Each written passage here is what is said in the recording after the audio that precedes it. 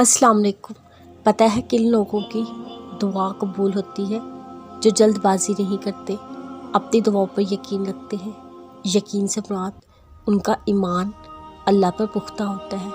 लोग इन्हें लाख गाफिल करने की कोशिश करें कि तुम्हारी दुआ कबूल नहीं होगी, लेकिन वो लोगों की बातों पर कान नहीं धरते। अल्लाह ताला बहुत खुश होते हैं जब उनका बंदा उनके आगे अपनी इल्तिजाएं, अपनी हाजतें बयान करता है। फिर कैसी बेयकीनी कि दुआ कैसे कब कबूल होगी।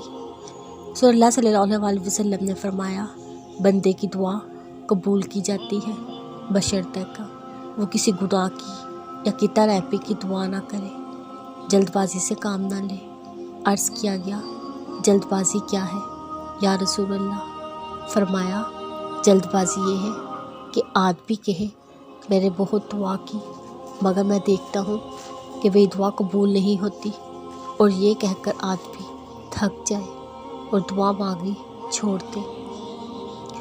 हम कितनी जल्दबाजी करते हैं, जैसे ही दुआ मांगे फ़ौरन कबूल हो जाए। हम इंसान अगर किसी की कोई दुआ कबूल होते देख लें, वही दुआ हम कब से मांग रहे हो और कबूल ना हो रही हो, हम अल्लाह ताला से सवालात शुरू कर देते हैं, लोगों से सवालात शुरू कर देते हैं कि हमारी दुआ क्यों कबूल नहीं होती या कब कबूल होगी।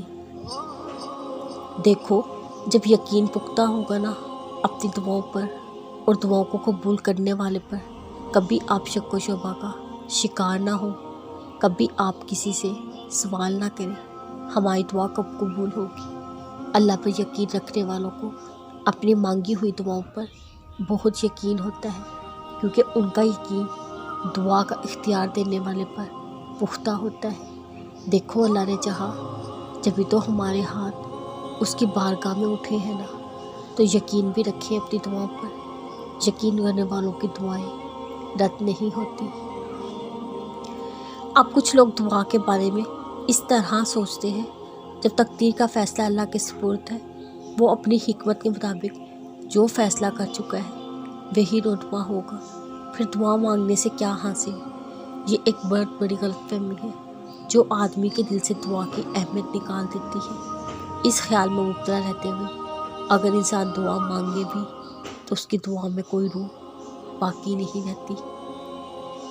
तुम्हारा रब कहता है, मुझे पुकारो मैं तुम्हारी दुआएं कबूल करूँगा। इस आयत में अल्लाह ने साफ अल्फाजों में कह दिया, मुझे पुकारो, मुझसे मांगो, मैं सुनूँगा, मैं तुम्हारी दुआ कबूल करूँगा।